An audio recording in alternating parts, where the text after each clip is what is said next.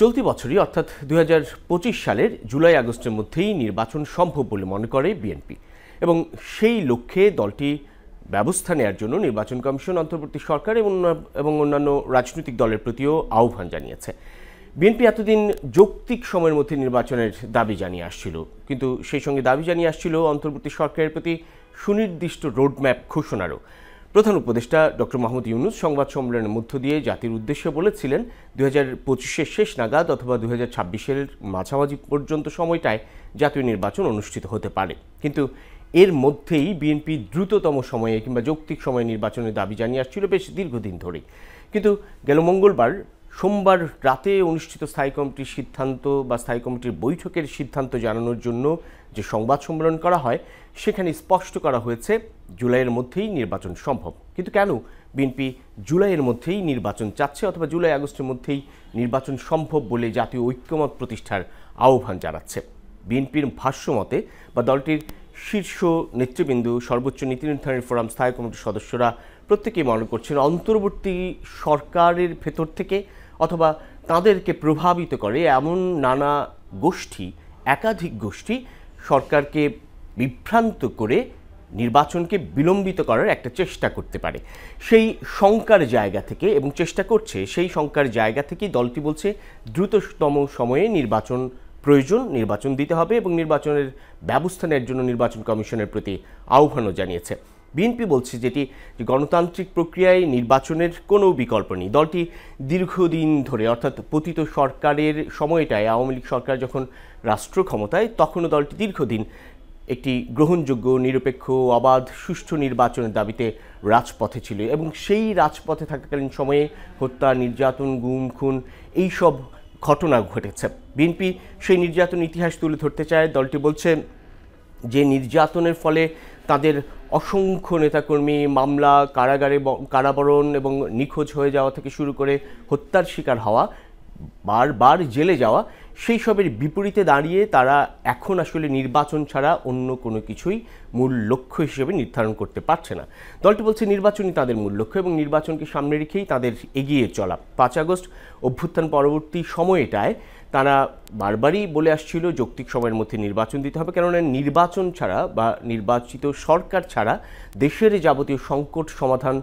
বলেও মনে করে না এই রাজনৈতিক দল। রাষ্ট্র ক্ষমতায় থাকা এই রাজনৈতিক দল বলছে দেশের যে চলমান সংকট, বিশেষ করে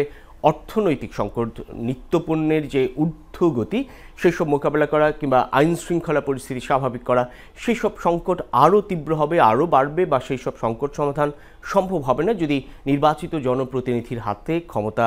না যায়। অন্তর্বর্তী সরকার যেটি ৫ আগস্টের পর ক্ষমতায় রয়েছে, রাষ্ট্র পরিচালনায় রয়েছে, তাদের প্রতি সমর্থন, তাদের সঙ্গে সহায়তা, সেসব প্রতিশ্রুতি এখনও অব্যাহত রেখেছে বিএনপি। বাংলাদেশের রাজনৈতিক দলগুলোর মধ্যে অন্যতম শীর্ষ এই রাজনৈতিক দলটি মনে করে অন্তর্বর্তী সরকারের উচিত এই সময়ের মধ্যে আসলে দ্রুত নির্বাচনের আয়োজন করা, কেননা তা না হলে হয়তোবা এই যে আস্থা, এই যে ঐক্যমত্য, সেই বিষয়টাও এক ধরনের ঘাটতি দেখা দিতে পারে বা সেই জায়গাটাতেও এক ধরনের ফাটল সৃষ্টি হতে পারে যত দিন চলে যাবে বা যত দিন অতিবাহিত হবে। সেই জায়গাটায় ঐক্যমত্য বজায় রেখেই আসলে নির্বাচনের প্রস্তুতি নেওয়ার আহ্বানও জানাচ্ছে বিএনপি। দলের যুগপৎ আন্দোলনে থাকা অর্থাৎ বিগত সময়ে দীর্ঘদিন যুগপৎ আন্দোলনে থাকা যেসব রাজনৈতিক দলগুলো, সেসবের সঙ্গে নিয়মিতভাবেই বিএনপি বৈঠক করছে, আলোচনা করছে এবং সেই আলোচনা ও বৈঠকে মূল গুরুত্ব প্রাধান্য পাচ্ছে এই নির্বাচন ইস্যুই। সর্বশেষ যে স্থায়ী কমিটির বৈঠকটি অনুষ্ঠিত হয়েছিল বিএনপির, সেই বৈঠকে একমাত্র এজেন্ডাই বলা চলে এই জাতীয় নির্বাচন ইস্যুটি ছিল এবং সেই এজেন্ডা থেকে দলটি মূল ফোকাস হিসেবে নিয়ে জাতীয় নির্বাচনের জন্য একটি সুনির্দিষ্ট রোডম্যাপ বলা চলে দলের তরফ থেকে এক ধরনের ঘোষণা করেছে। অর্থাৎ তারা যেমনটি বলছে জুলাই আগস্টের মধ্যে নির্বাচন সম্ভব, এই যে নির্দিষ্ট করে দেয়া এই বছরের মাঝামাঝি সময়ের মধ্যে নির্বাচন সম্ভব, সেটি সরকারের প্রতি অর্থাৎ অন্তর্বর্তী সরকারের প্রতি এক ধরনের চাপ সৃষ্টির অংশ হিসেবেও অনেকেই ভাবছেন। বলছেন নির্বাচনী চাপ সৃষ্টি, অর্থাৎ অন্তর্বর্তী সরকার আসলে নির্বাচন নিয়ে ভাববেন, নির্বাচনের সময়সীমা নিয়ে ভাববেন, নির্বাচন কি করে দ্রুততম সময়ের মধ্যে হওয়া সম্ভব বা কিভাবে হওয়া উচিত কিংবা কেন হওয়া উচিত, সেই বিষয়গুলো নিয়েই আসলে আলোচনা হচ্ছে। এবং যুগপৎ আন্দোলনে থাকা যে দলগুলো, তারাও বলছে যে সরকার সরকারের পক্ষে অথবা সরকারের মধ্য থেকে নানান গ্রুপ যেমন নির্বাচনকে বিলম্বিত করার চেষ্টা করছে এবং আগামীতেও সেই চেষ্টাটা তারা অব্যাহত রাখবে, সেই জায়গা থেকে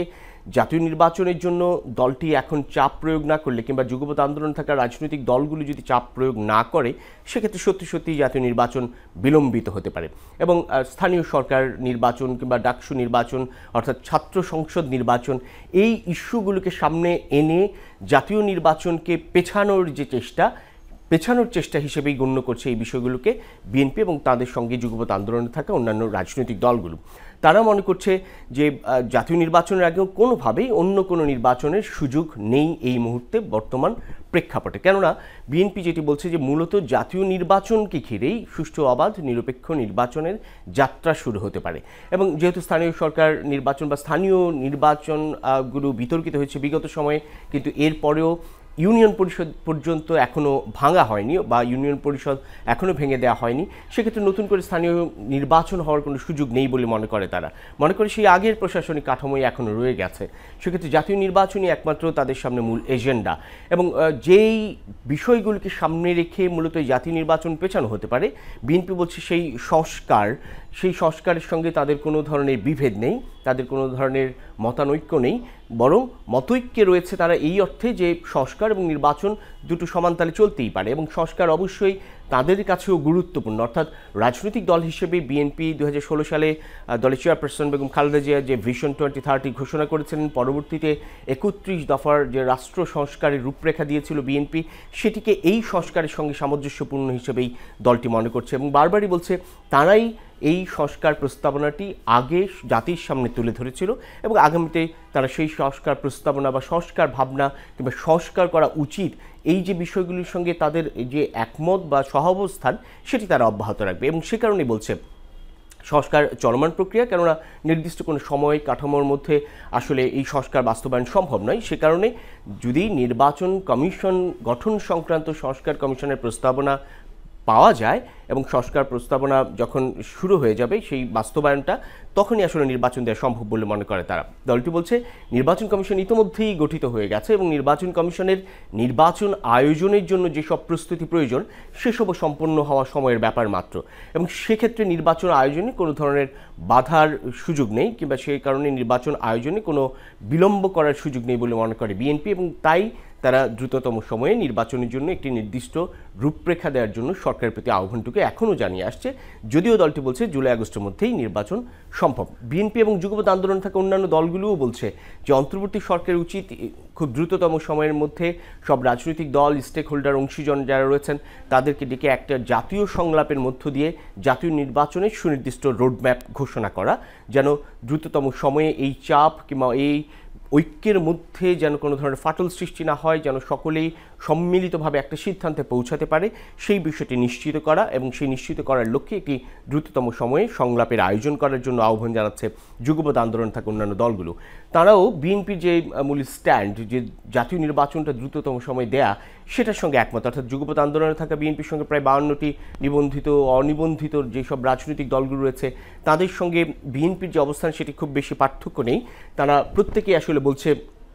রাজনৈতিক সরকারের কাছে ক্ষমতাটা হস্তান্তর করা উচিত গণতান্ত্রিক প্রক্রিয়ার জন্য, সেটি খুবই গুরুত্বপূর্ণ। কেননা তা না হলে গণতান্ত্রিক যে চিন্তা ভাবনা নাগরিকের এবং রাষ্ট্রের, সেটি থেকে বিচ্যুতি ঘটতে পারে এবং যত দিন যাবে অন্তর্বর্তী সরকার থেকে শুরু করে এই যে ঐক্যমতে ফাটল সৃষ্টি হওয়া, অন্তর্বর্তী সরকারের প্রতি এক ধরনের আস্থাহীনতা তৈরি হতে পারে। বিএনপি ইতিমধ্যেই যে জুলাই আগস্টের মধ্যে নির্বাচন সম্ভব বলে ঘোষণা দিয়েছে, তার পক্ষে কিংবা জনমত সৃষ্টিতে কিংবা আরও বেশি ঐকমত্য প্রতিষ্ঠার লক্ষ্যে তারা রাজপথেও নানান কর্মসূচি পরিকল্পনা করছে এবং সেই কর্মসূচিগুলো ধীরে ধীরে একটি চূড়ান্ত পর্যায়েও যাবে এবং নানান ধরনের কর্মসূচির যে পরিকল্পনা তারা করছে সেসবের মধ্য দিয়ে জনগণকে যেমন তারা বোঝানোর চেষ্টা করবে যে কেন আসলে নির্বাচনটা জরুরি, ঠিক তেমনি অন্তর্বর্তী সরকারকে এবং সে সঙ্গে অন্যান্য রাজনৈতিক দলের প্রতিও এক ধরনের আহ্বান থাকবে কেন জাতীয় নির্বাচন খুব দ্রুততম সময়ের মধ্যে হওয়া উচিত। বিএনপি যে শঙ্কার কথা শুরুতে যেমনটি বলেছিলাম যে বিভিন্ন গ্রুপ আসলে বিভিন্ন রকম চেষ্টা করছে,